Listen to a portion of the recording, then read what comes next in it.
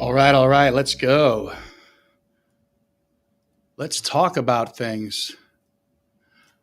I just realized I have my own YouTube music, I guess, playing in the background. It's really cool. I thought maybe everyone was listening to that with me. I guess not. Hey, welcome. Alien Ed here.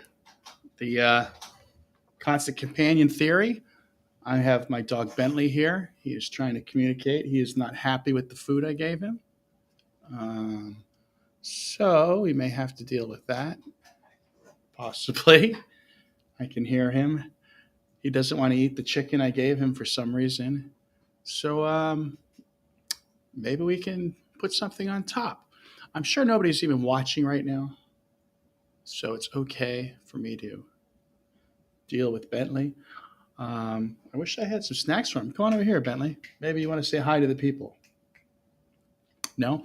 Well, we are here today because I'm kind of excited. I've been on this thing now for a couple of days where um, we've got some good and fun here. Nice plug for them. Oh, here, come on, Bentley. Let's see. Get up here. This has got chicken on it.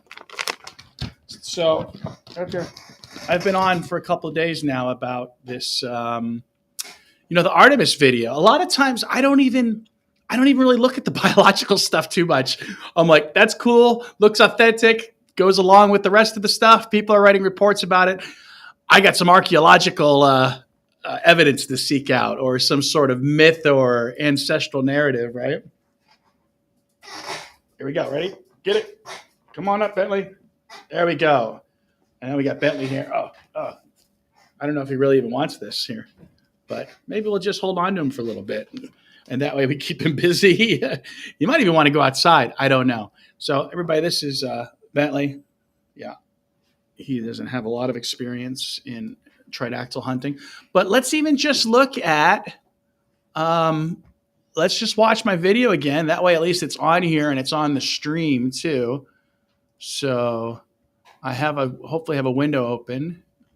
I thought I was getting better at this sort of thing. It's entire screen maybe. Huh? I don't see it anywhere. Just when you thought you were safe. Let's see. It's not a Chrome tab. Is it a window? I believe it's a window. Media player. I'm going to share this. Let's see what happens. Okay, cool. Very good. We're on our way. Sorry, we can't open this. What? Oh, there we go.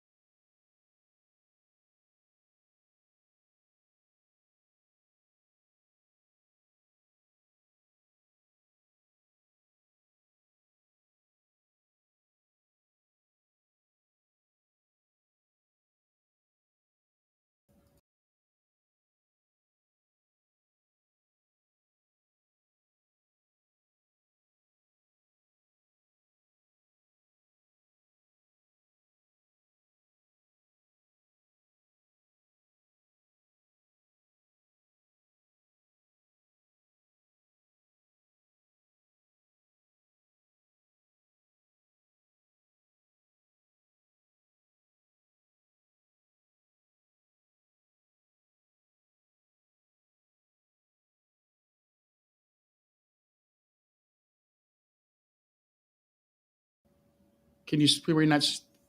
Let's see. Well, I don't know. Let me see if can people hear me out there? No. Oh, well, that's a problem. I'm not getting any audio to the world. This is all I see right now. No, but can you hear me though? No? How about now? Can you see me? Okay, so it looks like when I have the camera off, I am completely off and you guys can't hear me. That's okay. We're going to start again and we're going to show you a share of a screen. We want to talk about the tridactyl fetus in the Artemis specimen, right? Let's do it.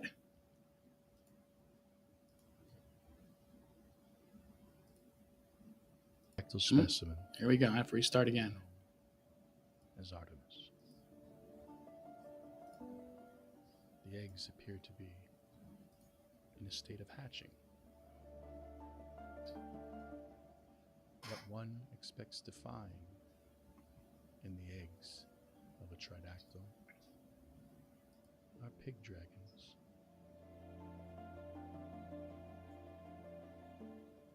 Pig dragons were made by the Hongshan culture circa 3500 BC, give or take 1,000 years. Oh, is that one there? Let's follow that anomaly, that appendage off of the large massive egg. There it goes. We have the upper view, looking down. We're looking upwards at its chin. Is that a face of a tridactyl fetus? Is this the face of a pig dragon?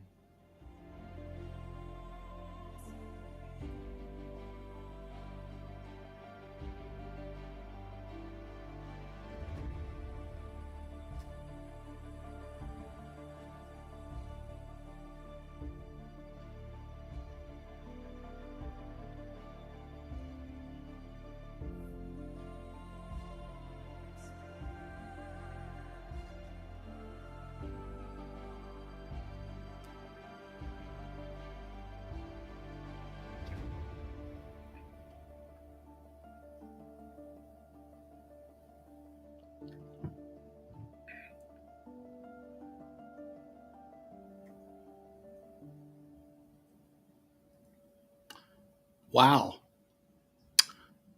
I'm impressed that I made the video. Oh, we got still stuff playing here. Let's get out of here. Okay. Interesting. So I do have some other pig dragons with me today to show you.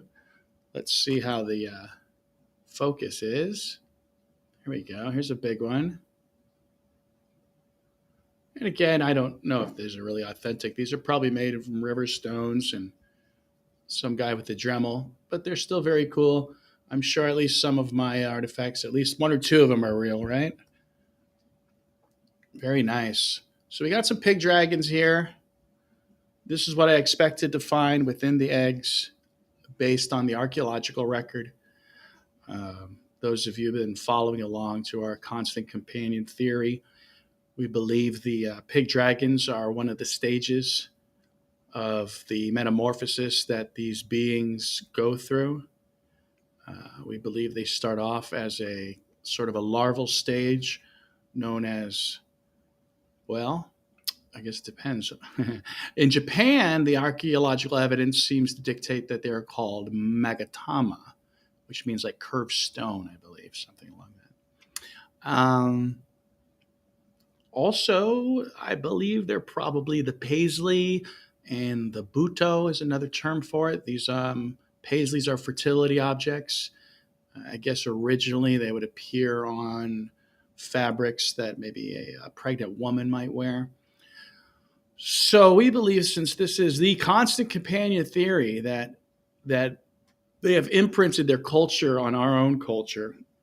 And so things that we have just taken as everyday items, everyday designs, objects of stylized art, we believe that these items are part of the constant companion theory, and they're actually evidence of the beings themselves.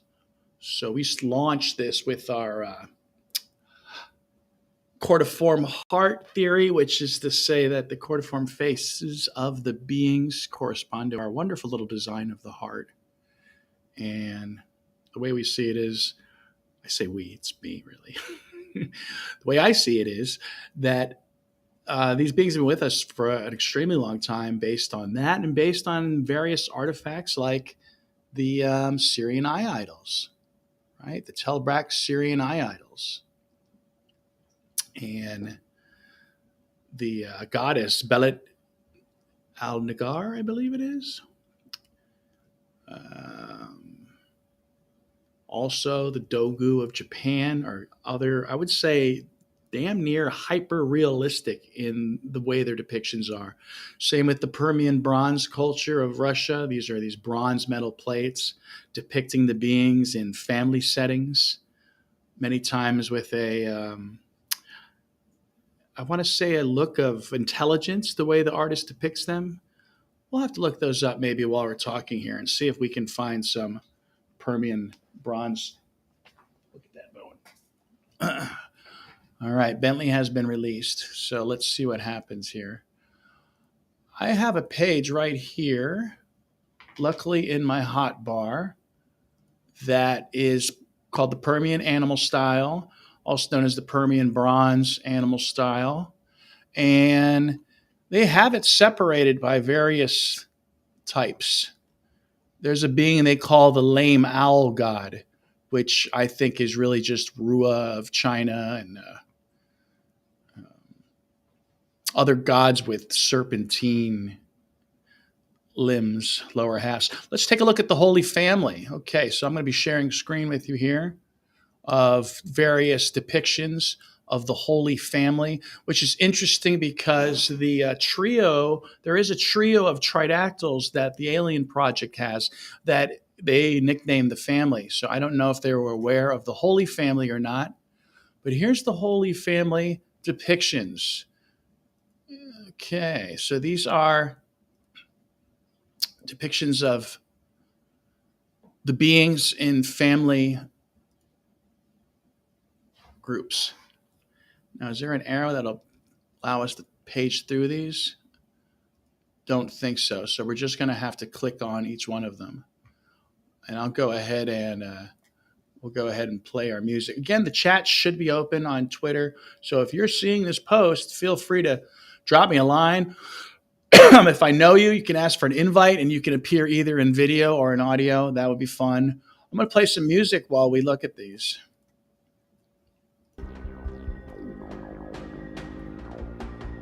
Oh, there's the arrow.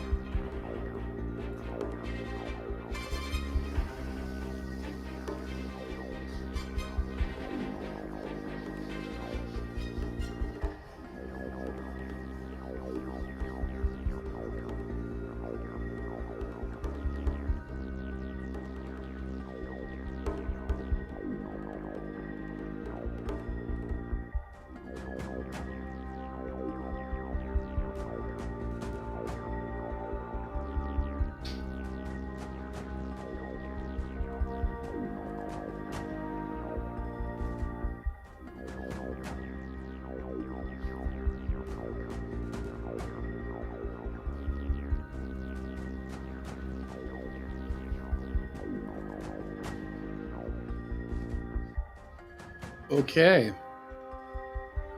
I don't know if that was exciting or boring for some of you, but I thought it was a good way just to find our woo and see what we could see together. And I have to confess, even though I've looked at these things before, I did notice some really cool things today. I noticed that they use the same style of steganography. So, steganography is hiding some sort of message within an art form, typically.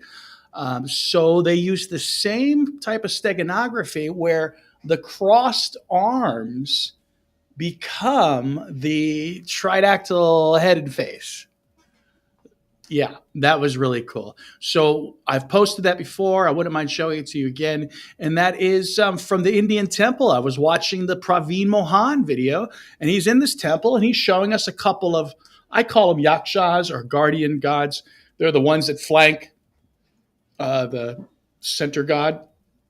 And he focused in on them, and it was cool because they were some particular I don't know if it was a Kumbara. I think one of the lead yakshas, but anyway, each of them had their arms crossed, created a face, a tridactyl face. So I always suspected the yakshas were stand-ins for the tridactyls, with of course we have these these hands that belong to 7-foot creatures. Those would be the rakshas. Rakshas? God, why do I always get why I get those mixed up? Because of D&D. Damn Dungeons and Dragons monsters confusing me. Dungeons and Dragons, I don't know about you if anybody plays, but it hits a lot differently for me now since the Tridactyls came out and we've got all this reptilian stuff going on. So the crossed arms like I'm doing now. And then I stumbled across, I believe it was a Sekbet, a lion statue. And that statue, between her arms, I swear there was a face. That could have been pareidolia, possibly. In fact, I don't even know if, to be honest, if the art was it created by AI? Who knows nowadays, right? But the eyes that the arm sort of where the creases met were hyper realistic. So maybe I should try to find a couple of those things for you real quick. If you haven't seen them yet, of course, you could always go to my page at Tridactyls.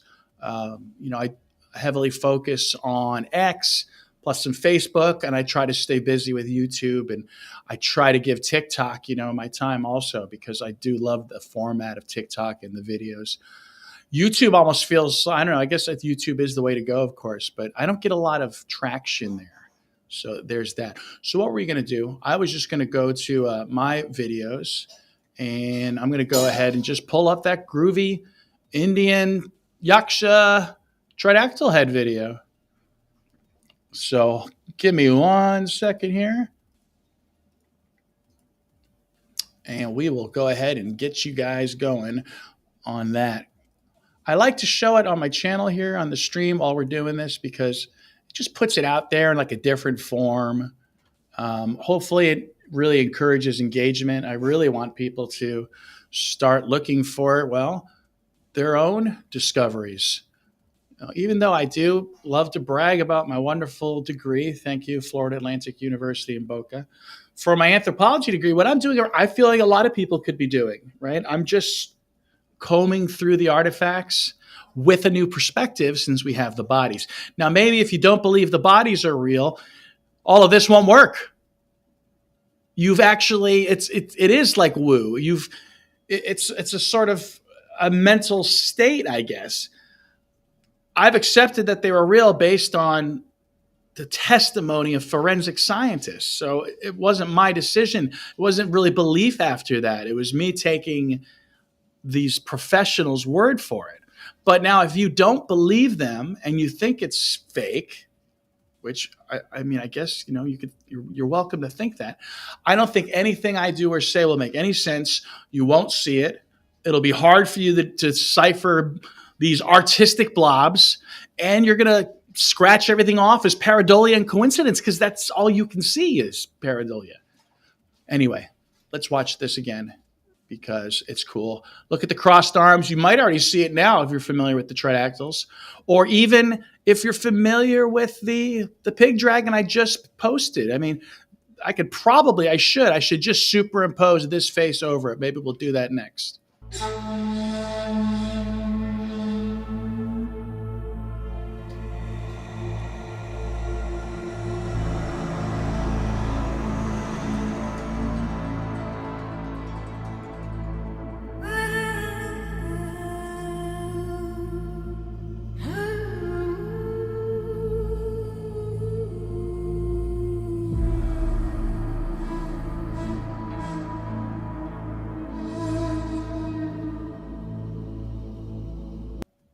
Yeah, man.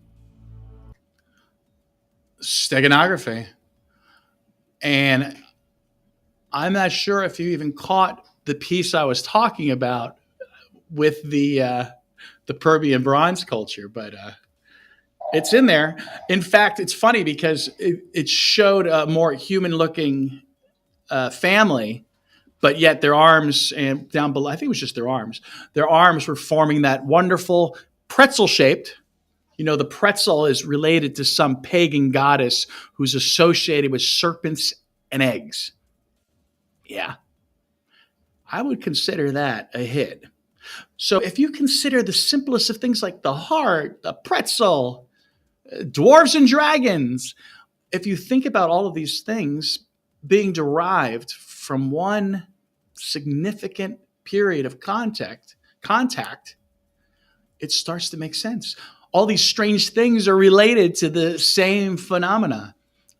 Whether people will hear this message, believe me, a lot of this is trust me, bro, science. I know it. Trust me, bro, science, and I'm gonna be the I'm gonna be the bro. So unfortunately, but ideally, you see it with your own eyes. And once more of our biological speculations are proven factual, then I think more and more of the constant companion theory will start to fall in line. For example, we tried to be a forerunner in stating that we believe they had marine origins. Well, some scientists that were investigating the skull, I think it was maybe the Japanese scientists, found evidence of various minerals that sure enough indicated a marine beginning. This is why there's all these associations of waterways and aqueducts being built by gods, supreme beings, the Menehune of Hawaii. And a lot of times, too, they say that these things were built overnight. So it's almost like I'm inclined to believe them. So let's think of that. What if the pyramid only took, instead of what do they say, 20 years? What if it took 20 hours? That would be wild, huh? I can't even imagine something like that. Sounds impossible. What are we on about? We are on about making biological predictions based on what? Based on mythology. So we threw out there that we believe that there may be some sequential hermaphroditism going on. Well, it turns out Maria, sure enough, has X and Y chromosomes. Is that how it works? I'm not very good at biology. She is definitely hermaphroditic, perhaps. And where do we even get that clue that might even be a thing? Listening to the myths of Set, hearing about Loki cross-dressing, even Yahweh saying something like, I was Shaddai, I'm Yahweh now. I know, ask Paul Wallace about that one from the Fifth Kind. He's great. It was so good stumbling upon his channel because I had some wacky theories, and he puts it way more like rational and calm and not sort of hyperbolic like I do. So I like to see his stuff. Anybody out there listening, feel free to drop me a chat. Let's go ahead. I'm going to check my own messages real quick, make sure nobody's said a peep. Nothing yet. No peeps. No peeps from people. We are on Let's Talk Tridactyls. I think that's a fun little name. We're talking about the alien fetus. If you'd like, we can go ahead and maybe look at some pictures that were some still shots. And I wish I made that. I thought of that overlay now, because the head from the Praveen Mahan vid, I mean, that looks like the screenshot. So let me go ahead again. Let me go to my X. I do a lot of good work on X. If you're not there, check it out. I know somebody from like one of the other stream channels is like, who are you talking to? Probably because my room looked empty or something. You didn't know that I was talking to you all, hopefully, right? Okay, so let me just share again. Sharing on Restream is a little wonky. It feels a little slow at times to me in this world of quick picks. Okay, so are we on my screen? I don't know. It looks like it. Here we go. Okay, so there's the share. So what I did with this awful blurry picture, I know we're entering the realm of Bigfoot fans now. Yeah, Bigfoot fans, we've got bodies. What are you waiting for? And I expected, like, I don't know, are you a Bigfoot fan? Let me know. I love Bigfoot. I have a great report on the BFROG. Is that what it is? The Bigfoot Research Organization. Cool report of some skunk ape footprints I found out in the Everglades. But anyway, we are in the realm of Bigfoot, unfortunately. Luckily, we do have the bodies. We have archaeological evidence. So at the very least, you should be able to see where I'm going with this. And I wanted to emphasize the temporal process here on the side. These are really becoming important to me. These pronounced triangular bone structures that come off of the occipital crest down to the jaws back there. I believe it's part of our symbols for related to triangles, perhaps even related to various stars in our culture, various magical star symbols. So there we go. Anyway, I did a little outline there just so you can see the face. People are going to say I'm trying to make you see the face. I know it's like something a Reddit person would say. You're just trying to make you see a face, dear. And it's like, no, I'm trying to help you to see through this blurry image, right? This was taken from a video of a 3D scan that has text printed over it, stopped a moving video, and then I blew it up. So, I mean, people wonder too why, how come UFO videos are so blurry? It's like, try to take a video of a plane, see what you get. Oh, gosh. All right, so I'm sharing here, huh? I guess I have to get back over to this screen. So what else is new with you guys out there? Give me a holler. I'd like to hear about some of your interests. Okay, looks like I have too many screens open. I think it's confusing the text here. Okay, can you see this? All right, so this is a close-up. It's just a close-up partially of one of the scoots, but I really wanted this close-up of the skin because you get an indication of the cross-hatching that I believe is emulated in Native American pottery and ceramics. Also I've seen it in other cultures as well.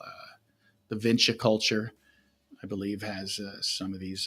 And I think what it means in the ceramics is it's emulating these beings. It's replicating the skin. I even think that possibly some nodules that you find on the side of pottery or maybe on the sides of architecture. What about all those random nodules that we find on stone architecture all over the world? Now, I know the anti-Hancocks out there are going to dismiss all of that as coincidence. I think that very specific thing of a stone nodule sticking off of a big giant F-off piece of wall stone, that should be sign enough. Sheesh. Who knows? Maybe the pyramids, maybe the whole purpose of the pyramids is so when another UFO from a different species flies by, they look down, they see a giant pyramid, which reminds them of a tridactyl scoot, and they say, too late, boys. Tridactyls already been in here. Time to move on. So we got cross-hatching here. We've got a little bit of a scoot. The picture really wasn't about the scoot. I'm looking forward to more close-ups. Anybody watching this? I want to thank, I believe it was Jose who sent this to me. I want to thank him for that. That was great. I'd like to see more skin shots, please. Let's go back to my page and see just what other stuff is on there, just so I can make sure that I'm keeping everybody up to date on anything that I find super interesting. I wanted to show you close-ups of the Tridactyl fetus. So if I'm right, this could be one of the very first times in history that a Tridactyl fetus was identified in an egg. Of course, we'll have to wait for the experts to chime in. Experts from experts, look what we got. So I believe we have a great face here looking sort of upwards. We could say it's pareidolia. I believe on the right we have the skull. And so let me turn it this way. So the skulls are facing the same way. So here's my sample, my Josephina. Although I think we should call her like Mama Kia, the moon goddess of Peru. Maybe that would be more appropriate. What do you guys think? Am I onto something here? Or is this malarkey? Let me know if you want to see more of the Permian bronze culture. There's plenty more of those. It's hard to find a backstory on those. It does sort of make me lean into, I'm going to go into conspiracy theories here. Has the memory of these beings been hidden from us? Steganography. Here's another, what I consider a hit. Here we have a skull, a statue of Amun. And it's, of course, the ram statue with its prominent ears. And I believe those prominent ears are playing a dual role of eyeballs. So if that's true, that means all these conspiracy theories, again, about ancient Egypt dealing with aliens that we've all blown off. I blew it off for years. Like, come on. That's what they teach you in anthropology class. That's what they teach you when you're getting your major. They teach you you got to think in line, right? And no evidence means it doesn't exist. So at what point does something become evidence? At what point is it coincidence? Or what point is it dismissed as pareidolia? Which pareidolia is interesting in itself. First of all, pareidolia is usually some sort of random amount of random data that you're looking at and you're not trying, and a face emerges from it. Probably one of the best ones is the wood grain. Of course, it's funny, the wood grain, there's a couple of them, they look like Tridactyls. So it's a weird thing, Everyone says, looks like E.T. Yeah, E.T. looks like them, right? So pareidolia, yeah. I don't think this is pareidolia, but how do you fight pareidolia? So again, I think we're using pareidolia wrong, though. I think that's an incorrect use of it. And of course, I was always taught that, crazy as this may sound, I think it was a psychology class, I was taught that pareidolia actually has an evolutionary purpose. Pareidolia is supposedly meant to keep humans from killing little things with big eyes. I swear to God, I heard that many years ago, as though it was supposed to keep us maybe from killing the young of animals. I don't know, keep us from something at a subconscious level. But why would we have that? It sounds like programming to me. I don't know if it works on everyone, though. We've become a world of sociopaths, a world of punishing sociopaths. So I don't know. Do we get that from our tridactyl side or our ape side? Or is that all just original, something we created? Yeah. We're looking at steganography. We're going through my page. Thanks, everybody, for coming. I think, what the hell? Let's go ahead and let's play the fetus video again. Huh? Who's in? Who wants to see what I say? Maybe the first time a tridactyl fetus has been spotted in an egg, at least publicly. There's probably some reports out there where they're like, nah, we already saw this. But no one said anything. And I decided, I don't even really look at all the videos. And I decided, you know what? I want to give that a closer look. Specimen. Oh. No. I always start too soon. I have to do it visa. Here you go. Of the tridactyl specimen known as Artemis. The eggs appear to be in a state of hatch.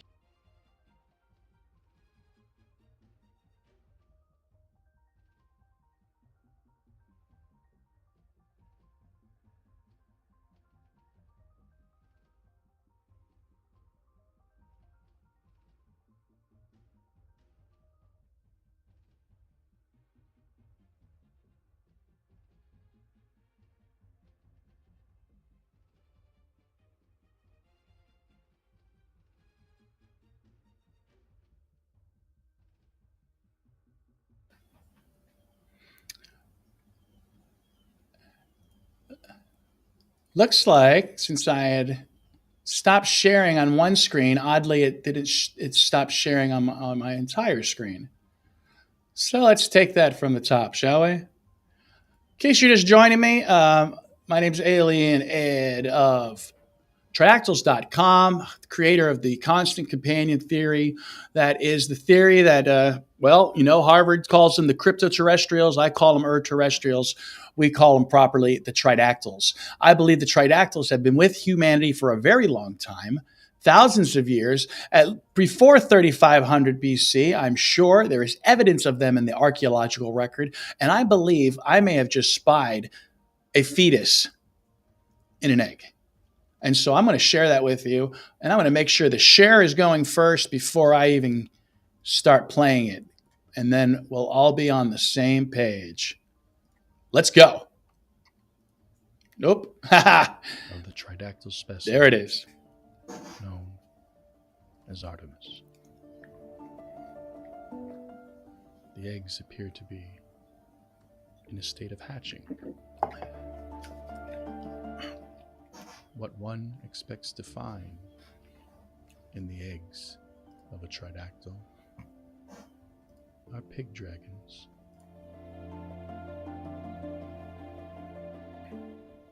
Pig dragons were made by the Hongshan culture circa 3500 BC, give or take 1,000 years. Oh, is that one there? Let's follow that anomaly, that appendage off of the large massive egg. There it goes. We have the upper view, looking down. We're looking upwards at its chin. Is that a face of a tridactyl fetus? Is this the face of a pig dragon?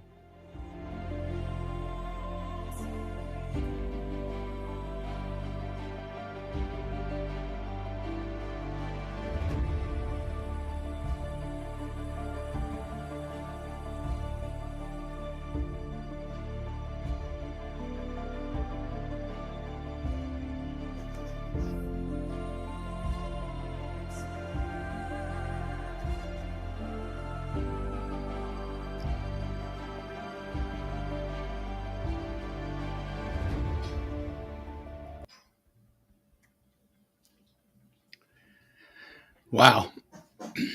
Wow. Felt like I had to do a stream about this.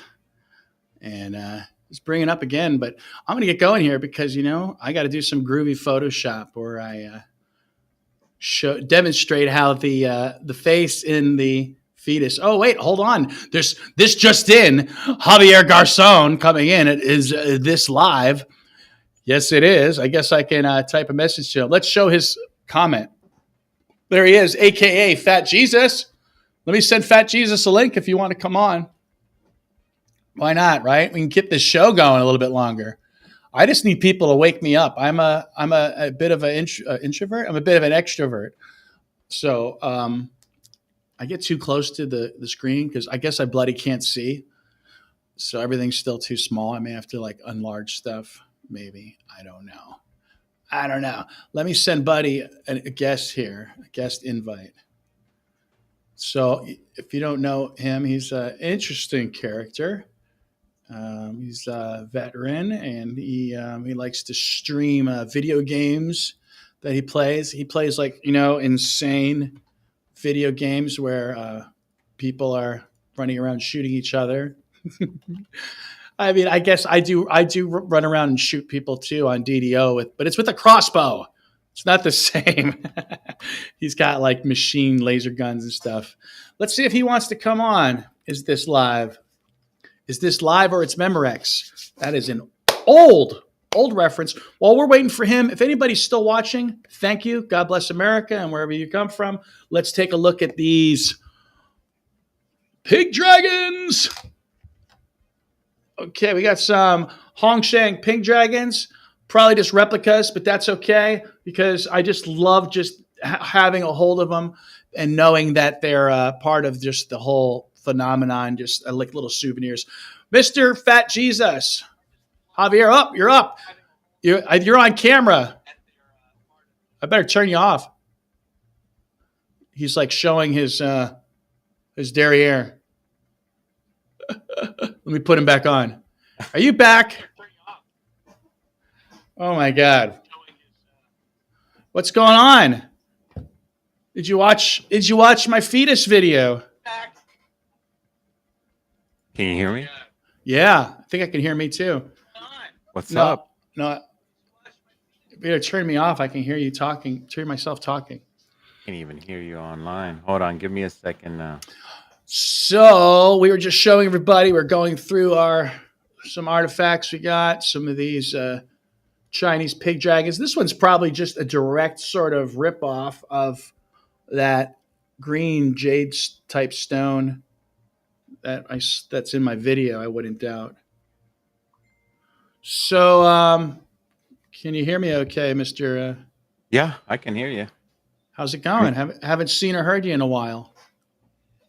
Well, I've been here and there, just streaming online, trying to get some more followers and viewers on the with this gaming gig I'm doing.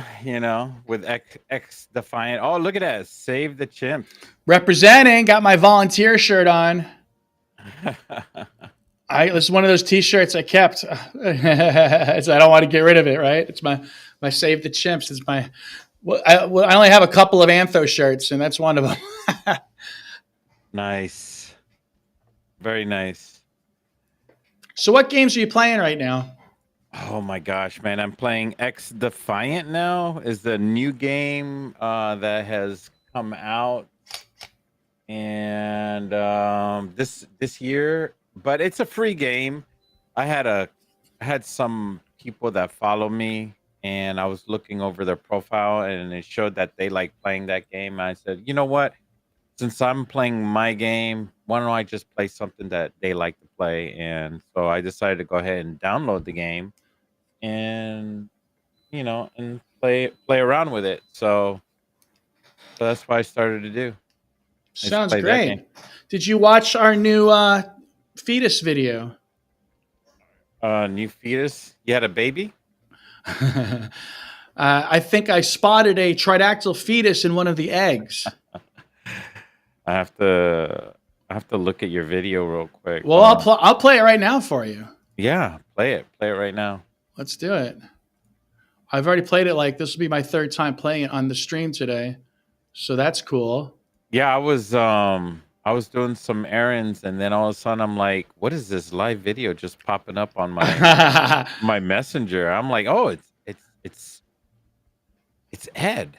I gotta watch this. Dr. Ed himself. So now let's see. It looks like cool. We're both on video still, so that's neat, right? And I'm getting ready to share it. And so I'll go ahead and, is that the volume? I don't know I think it's the volume. And we'll watch it together. The eggs. Oh, wow, look at that. Known as Artemis. Wow. The eggs appear to be in a state of hatching. What one expects to find in the eggs of a tridactyl are pig dragons.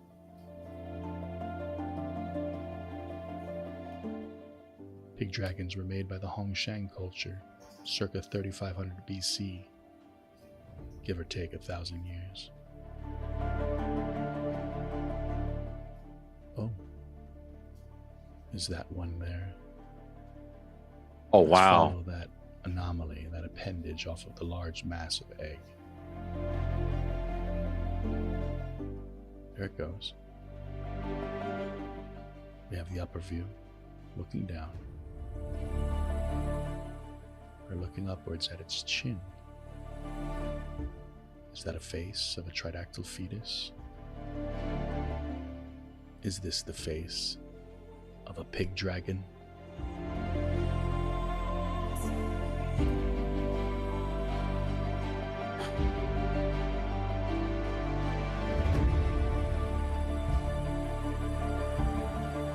Wow. One final last shot looks like something right out of Jurassic Park. Wow. See that?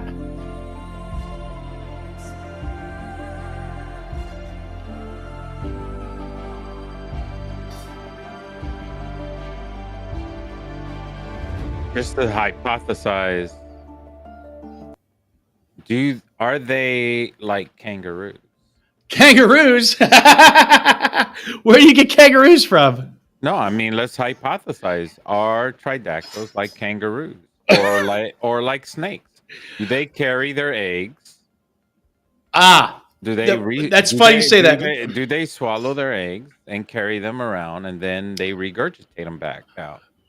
Yeah, the eggs. I would say that yes. So there, I see what you're saying by kangaroos. Yes. So I do think there's some gastric brooding involved, where the beings do what they do within the mother, as you stated, and there might even be something like mouth brooding, where other beings would be able to transfer them in their mouths, possibly. Yes. So there is definitely something like that happening, and there's evidence of it in biology, in a frog species of frogs, for example. I believe snakes too. Snakes will.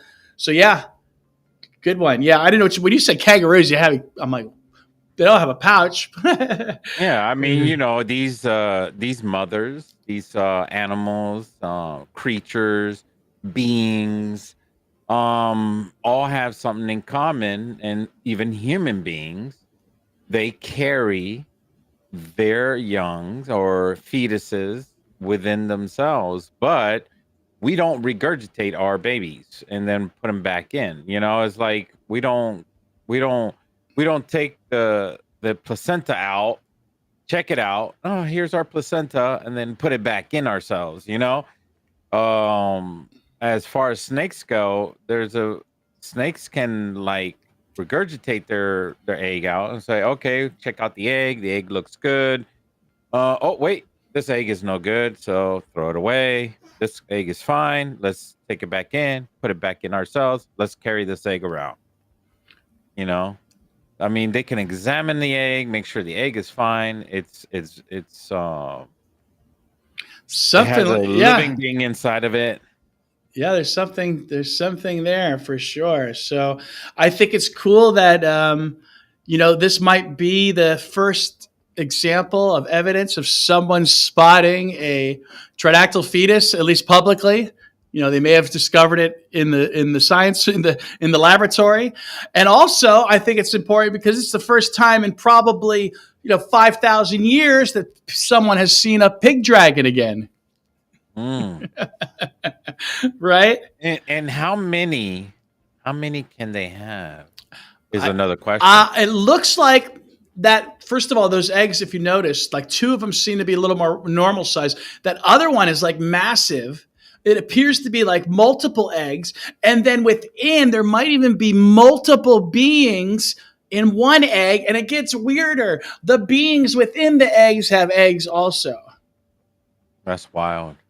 But no, So now my other question is, now that we hypothesize that the possibility that they can carry eggs, can the male share that job? Well, these beings are probably experiencing sequential hermaphroditism and parthenogenesis, meaning that they're giving birth on their own. So there might not even be true males or females. It might just be a singular sex. So, but I'm thinking possibly, even if you didn't give birth to them, you may still be able to carry them. So they could probably share the load to each other because it takes so much energy. Because I haven't had children because I can't get pregnant, but I have shared the experience with my wife, and I am divorced right now. But with my You hear wife, that, ladies? He's single. when I was married, it was you when you're in that experience, when you're in that mode of having a fetus inside a mother, your brain is not, it's so different. Everything is very different. You're in a whole different world, whole different level. There's single level and then there's like baby level. And your brain is like protect the baby, protect the mother, protect everything, and you got to work together. You got to, everything is so different. So I'm attacking this within a couple type way. You know, let's say for instance, maybe in this hypothesis that they're sharing the load, transfers the egg over, and it takes so much energy to brood these eggs that if they transfer the eggs over, that now this one has to take all the energy, and then the other one goes and does all the things, pick up the food, does all the other stuff, daily activities, while the other one just sits around. Goes to work, builds the megaliths. Yeah, while the other one sits around and enslaves the primates. whatever your job is. Hey, what is that necklace you're wearing, by the way? This one's one of the sigils from King Solomon. I thought it was a King Solomon type sigil. Wild. Yeah. Okay. Yeah, it attracts not wealth, but it attracts important people. Okay. It attracts people like yourself. Oh well, it's working, huh? I of course have my Psy on today. You know, representing. Oh, nice. Nice and cheap off of Amazon. I think it was like $10 or something. Well, I had to make something out of silver, you know, just in case we hit the apocalypse or something. Oh, okay. Might as well wear some wealth as well. Right? Yeah, you know. So I mean, paper money won't be worth anything. So I mean, maybe it'll save my life someday. I need some gas. The apocalypse. Hey, this is made of silver, and they go, okay, it's silver. Okay, I'll give you a tank of gas. You know? I can't tell if Putin's trying to avoid the apocalypse or if he's just setting a line in the sand that will be broken so the apocalypse can begin. I mean, I thought, did you remember 9/11? I thought 9/11, like everybody was just going to start going crazy. I thought India was going to invade Pakistan and Israel was going to invade Gaza. But, you know, they were patient. They waited like 23 years. Well, it's because people wanted peace, but now people are just insane right now. Oh my God! I was saying that the world has become murderous. It's Planet of the Apes, not Planet of the Tridactyls. I don't know. Who do you think we get our bad behavior from? The Tridactyls or the apes?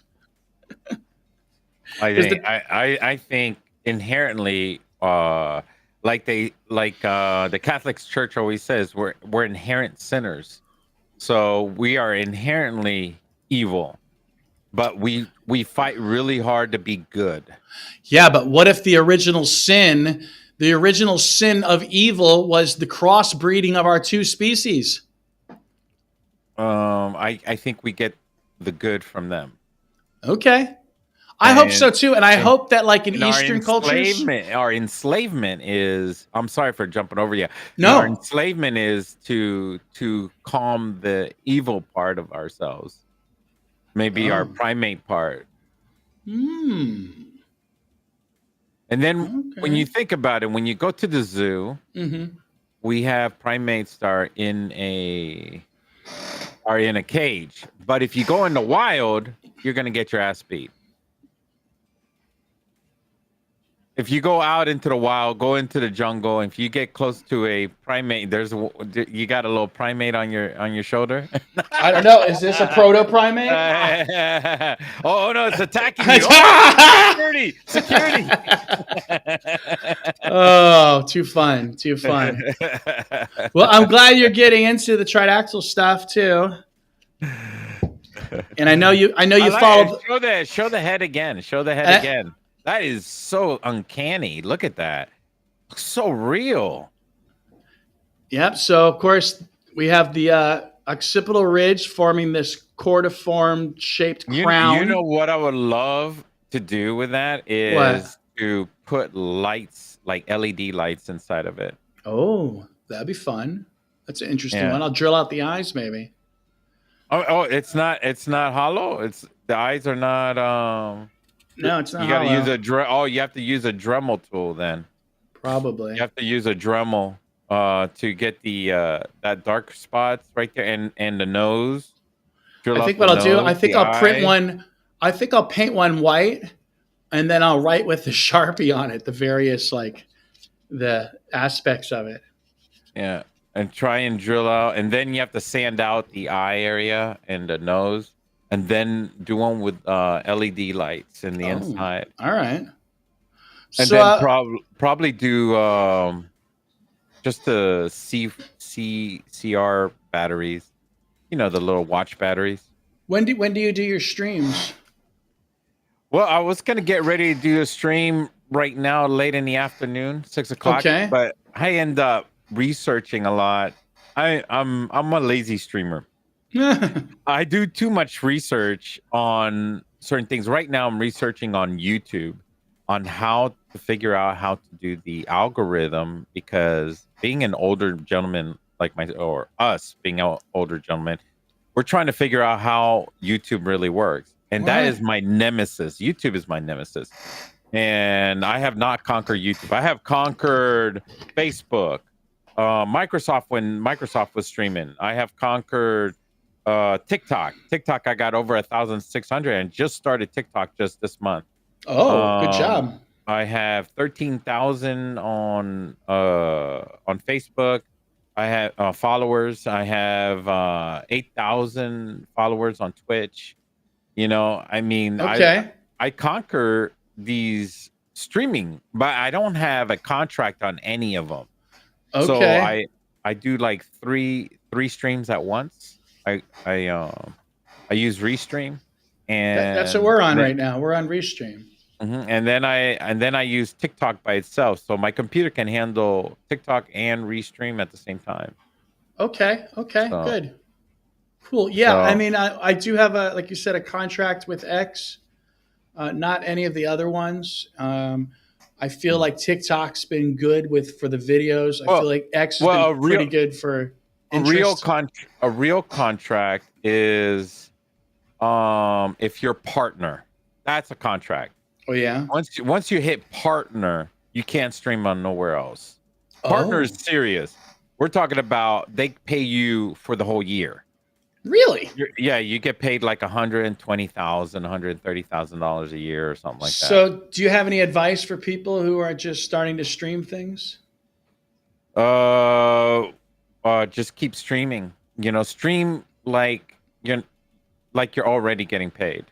You Hmm. know, and don't even think about the money. Just stream because you love to stream. Don't stream because you're it's gonna pay your bills.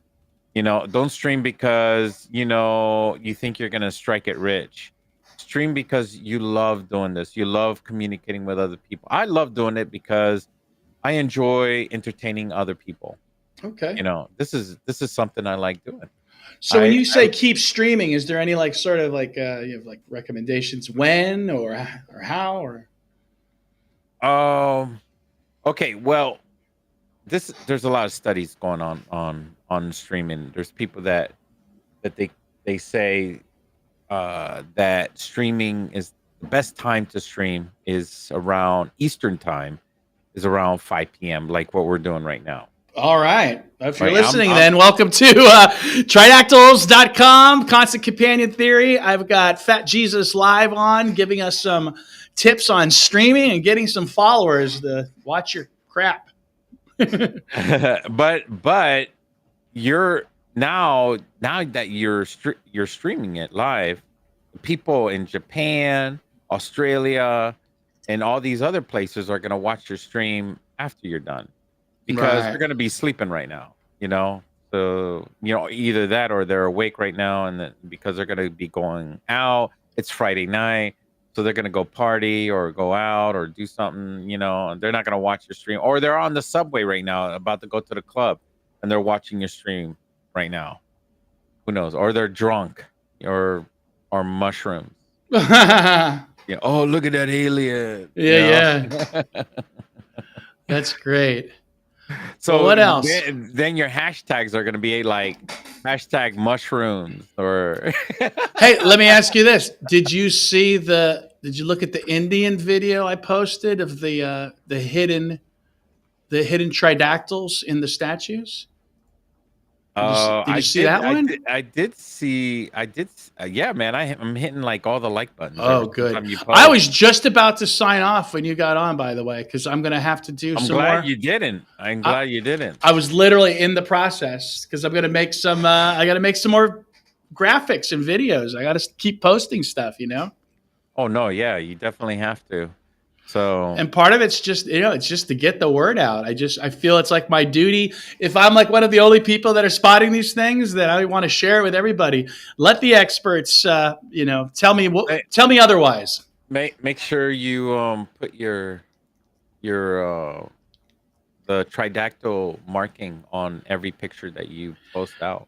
Yeah, of course. That way nobody grabs and Yeah, but of course, all that footage I posted is I grabbed from somebody else. So I mean, I try to give. I should mention them now. I try to give credit to the Ikari Institute of Cusco, Peru, and of the alienproject.com. That's the-alien-project.com. True.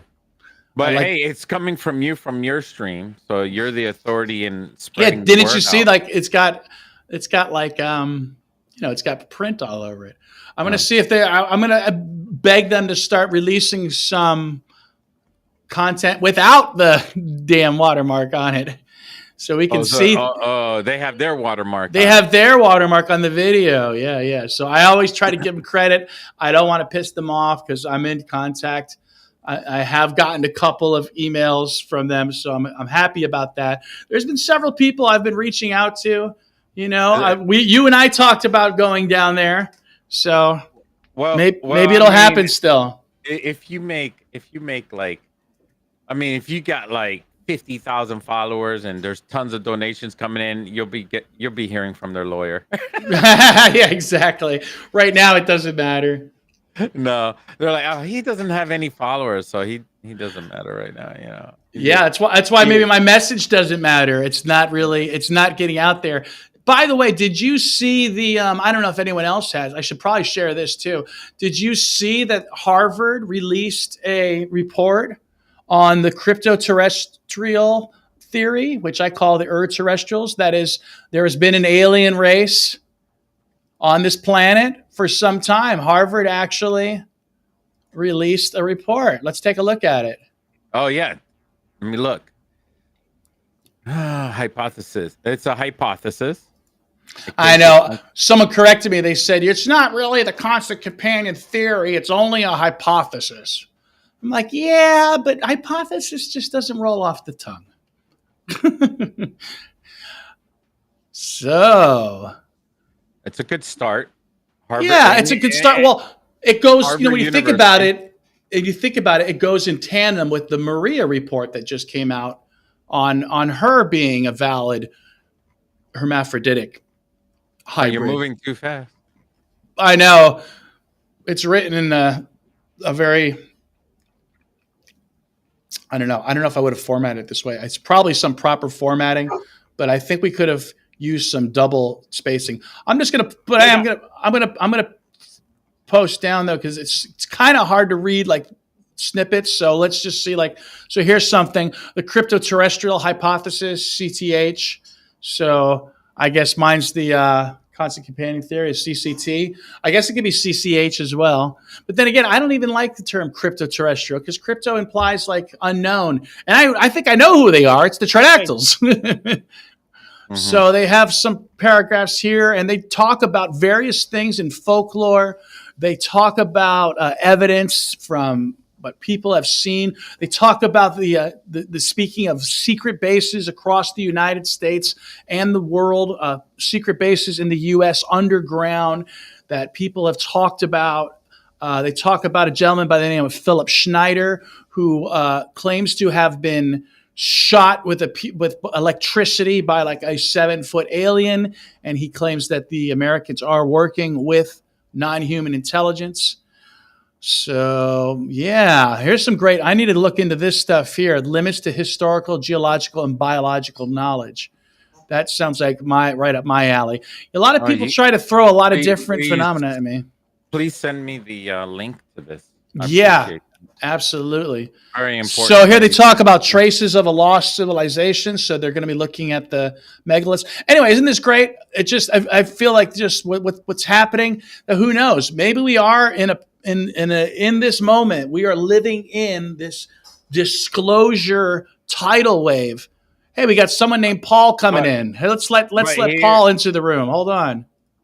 Go ahead. Hello, Paul. It's Truth Seeker. Truth Seeker. Yes, sir. How's it going? Thanks for coming on the A show. little late, but I made it. Welcome, Paul. Thank you. Thank you. So yeah, we were just talking about the Harvard report and how they mentioned the crypto-terrestrials and how I like to use the term terrestrials. Just it's a little more archaeological from where I stand. So Paul, excuse me, Truth Seeker. I don't mean to give out your alias there, Superman. Oh no. This platform had me put Paul in. I don't know. Oh, okay, sounds good. So I like Truth Seeker anyway because it sounds cool. Some people just call me Tridactyls, which is funny. Maybe it's a Greek name like Tridactyls or something. This paper by Masters is fine, but after seeing him on that UFO podcast and the way he came in to have an update on the mummies and never even looked at any of the evidence and still talking about the stuff from 2017, I lost all respect for him. Oh, were you talking about him the other day with me? I was. And I wasn't sure who you were talking about. Okay, yeah, I mean, yeah, that happens for sure. But I think it's one thing to come on and naysay it and go back to that. But when you come on with the headline saying it's an update on the mummies, you should be updated on. Neither of them looked at any of the new stuff. It was just very disappointing. But he's had some good stuff on here lately. Yeah, I said it was a nice paper in tandem sort of to go with how we got the Maria paper recently. So it's it's good to have these things out there. I warned them. I talked to them personally. I warned them, says, you better watch out what you're saying because you're gonna contradict yourself. And they're just going for followers and numbers. They're not really interested in what the whole mummy thing. That what you're doing with the Tridactyls is the real deal here. Well, I think the mummies is going to be that's going to be just the common name for now until we're not even at what's called a mass adoption is the term they might use in cryptocurrency. We're not at a time of mass adoption yet on the Tridactyls or people even believing that they're real still. Can you imagine the tidal wave, assuming this doesn't somehow get buried? Can you imagine the tidal wave that's going to happen in the world when people start to come around? Mm-hmm. It's luckily there's people like you and Gomez Jesus that are keeping it going, keeping the narrative alive. So kudos to you. Thanks, man. Appreciate it. So what else? What did you think of my Tridactyl fetus video? True. I gave you a like, and I messaged you back. Amazing, remember? Okay, good. Well, I want to hear it on the video, on the stream anyway, right? Yeah, good. Yeah, I haven't seen that yet. Of course, when I first posted it, people were saying, without even looking at what I was even talking about, were already accusing me of pareidolia. Whatever. Well, and it's a little bit. Maybe some pareidolia is involved in some things, but that doesn't take away from the imagery itself. The thing is, it's like pareidolia is like seeing a face in a random, like a wood pattern. There's more to than that, but yeah. But it's usually it's about faces, though. Technically, it's about faces. That's what people. The first thing people. Yeah, and so the way I see it is many mind games.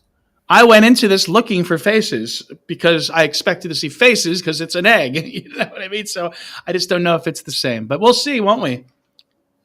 Well, when I looked at the imagery, I saw a couple things that you didn't even point out. I went, "Wow!" Okay. Okay, fair enough. Good stuff. That's even better. That's the way it should be. Everyone should be looking at this and doing the same thing, right? We have to admit that those big things cannot be tumors. It's like they're round, they're smooth surfaces.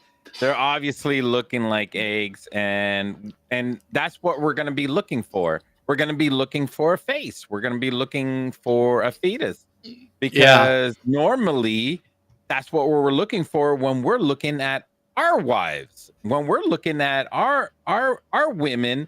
And we're looking at our fetus. We're looking for a face. We're looking for arms. And that's facial recognition, right?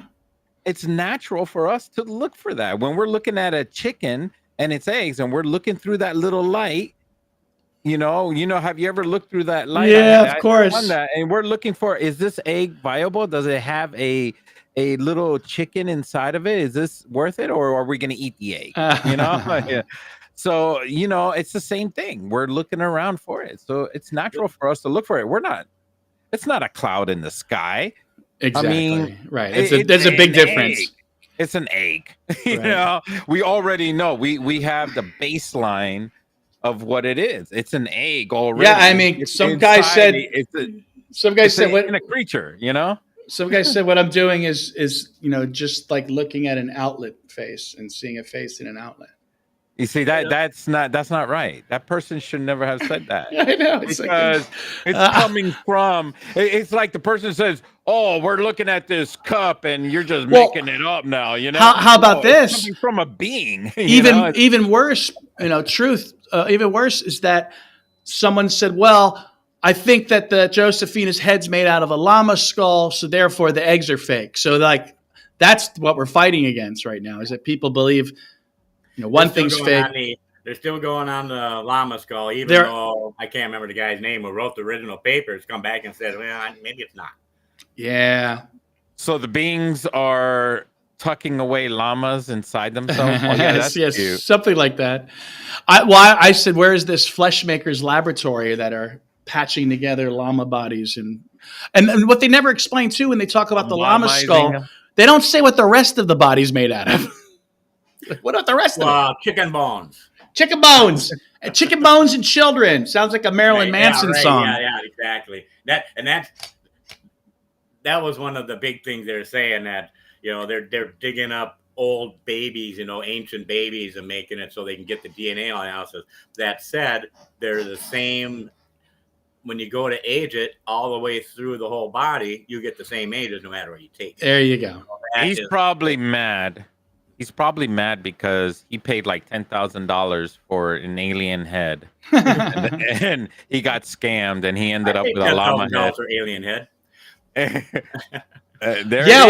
That's true, right? How much are these things worth? Supposedly some Russian oligarchs had bought some of the bodies, and if these beings are like individuals from history, meaning these beings may have had names that we know from myth and legend. Does he have some deity in his storage bin right now in Russia? You know what I'm saying? That's crazy. Yep. Wow. Anyway. We have to rewrite history, man.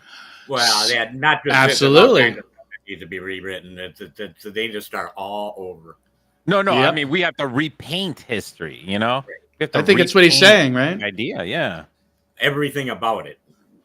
We gotta take off the blonde hair, blue eyes. Well, that's definitely a part of it, nonetheless. And if you look into some of the people's belief systems, they were okay labeling humans 4 different colors: yellow, red, white, and black. Each one going to a different direction, perhaps representing something. The biblical term would be like the sons of Noah or something, going out into the world from the Lake Van, Black Sea area. Some of the Paracas elongated skulls in this direction have supposed Black Sea DNA in them, which would corroborate with the Vinci script that might have been found in Peru. Look up the Vinci script. That, it would also go with the God, I can't think of the big heads. That's what I'm talking about. Those are the Paracas skulls. Yeah, the Paracas skulls. No. The big basalt head carvings that they say look like the Olmec heads? The Olmecs, yep. Yeah. Go to the Africans in there. Yeah, I was even trying to figure out if there was some sort of a African West migration into the Caribbean, because I noticed that, for example, in Aztec in Mexico, many of the gods begin with a qua or a ku sound, but yet in the Caribbean we've got like a u sound, which the u sound I think may have came from Africa, quite possibly. So it's just interesting that there's these different etymological, I guess, origins of some of the words, some of the phonetic origins. Culturally, I was just thinking, we emulate our gods. You Yeah. know, like we Exactly. emulated like Mike, you know, one of our greatest basketball players. I want to You be know, like we Mike. Yes. yeah, you know, wear his basketball shoes and jump higher, or you know, we wear his t-shirts and wear his clothes, and you know, we wanted to Hmm. look more like Mike, right? The You the know, commercial was or "Be like Mike," I believe it yeah, was. cut our hair, and we do the same with hair or That's anything like right. that. Any of the famous people that we know, we And start so, transforming ourselves how can into you? those people. Yeah, That's and why how they can get you? And $5 million to endorse products. now think about the past. These cultures elongated their heads and their Yes. necks. Yes. They would worship these beings And to the point where scarification. they would elongate themselves. But people would like deny this. There'd be archaeologists says, no, that is just the way Well, they are. And then they just ended there. yeah. Well, that's the That's what they've next. been That's doing to obviously the everybody next else. step is and that's what I'm trying to do. I'm trying to demonstrate that there is archaeological evidence. There is a cultural residue in our myths and in our, as you bring Yeah. up, our material culture. It's But there, and we are the example. We are the proof we that are them. we do that to in our culture. We do Yes. that. We don't need to look far. We emulate people that are great already. We look up to people. Why not them? Why are we Yeah. not taking our example and then look at these cultures in the past and say, what were they emulating to do such craziness? Why Well, I would think we know. why And would it they wasn't just elongate one their culture. heads? What was that, Truth?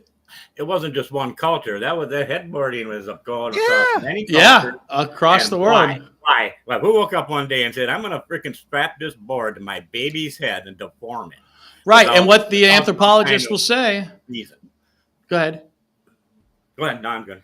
I was going to say what the anthropologists say. They call it independent innovation, meaning coincidence, meaning Right, that coincidentally all these different people did the exact same thing. That's No, a very it can't because they were not in coincidental contact. anecdote. Hold on, one time I have to mute y'all. No, that's okay. It's good that we have arguments and communication like this because it makes it more exciting. Okay, but what was Truth saying? Oh no, I was just saying it's a very coincidental answer to that question. Yeah. It's too easy. It's convenient more than coincidence. Well, and it's kind of how I feel about pareidolia too. It's the new like swamp gas. It's the new weather balloon. It's the new ball lightning. Everything's pareidolia and coincidence, and it's like, no, it's not. And not to be racist, because I'm not. But another aspect of pareidolia is a white person looks at a black person and has a hard time to distinguish their facial characteristics. Well, there's the uncanny valley. Looking at Asian people and Asian people looking at us. They are programmed to see white people's faces and make out their character, and there are different facial expressions and everything else. It's hard to read another race. Like I said, I'm not racist in any way. It's just the way we've developed in our Yeah, I guess it's definitely part of what's that uncanny valley of who is us and who is the other, right? And so we have traditionally waged war against the other in our minds, but I like to say that war is waged against the descendants of our ancestors. Yeah, that's true. And isn't that what's happening? Ukraine versus Russia, Israel versus Palestine. How close are these people genetically to each other? I mean, it's like it would be like invading Canada. You know what I mean? I don't know. I'm gonna mute myself for 1 second here. I got my little cat over here. What's your name, brother? I haven't met you before. I'm Fat Jesus Live. So, and I have Uki Suki over here, and this is Lucy. How long have you been doing the mummy thing since it started? Well, I have been doing this all my life. Actually, my father worked with Eric van Daniken. Oh, really? Yeah, He was a photographer for National Geographic, Oh wow, cool. and Rick Van Daniken hired him to go on the expeditions all over South America and So he's the one who shot the pictures of the Nazca line. and the crystal skulls, which Rick Van Daniken never posted the crystal skulls expedition out in public, actually. So, and he never wrote a book on that one, actually, but he did do that one. Did he find Did some? do? Oh yeah, Okay. yeah. They were all over. They were all over South America. Yeah, They that's did a lot. They actually uncovered a UFO that was underground, and I don't know whatever happened to that because the government came in and scooped that one up. He says that there was so much government hands all over it. Well, that is super interesting. But you know, the thing is that Rick Van Daniken had to work with a lot of the governments with a lot of the digs and stuff like that. But you know, he does a lot of battling and fighting with extraterrestrial information, and it makes him look crazy because nobody believes him. And now we have to give Eric Van Daniken credit for sure, because you know he is definitely sort of the godfather of ancient aliens. So we do have to give him credit. I do think we have to give Graham Hancock credit. Anybody that's put their neck out there trying to say that there were, as they call them, cryptoterrestrials or Earth-terrestrials out there, we have to give these people credit, because I feel for them, because I also, let's take David Icke. Is that his name? Is it Icke or Icke? David Icke. You know, he's had this reptilian theory, and I've laughed in his face. And now we have reptilians. It's like, what are we supposed to do? I feel like every myth, every legend, every religion needs to be relooked at. Yeah. People would laugh at other people and say reptilians are only in science fiction. That's all. That's where they always existed, in Land of the Lost. Reptilians is actually from Land of the Lost. Yeah, well, I mean, it goes farther than that. You know, Robert E. Howard and his Kull and Conan stories had great serpent cults in them, and H.P. Lovecraft, his friend, wrote if you ever get a chance, definitely look into The Nameless City, H.P. Lovecraft short story about an adventurer who goes underground and finds these preserved reptilian seal-like beings in clothing, and there's carvings, and it's almost like he is describing the Nazca mummy exchange. Wow.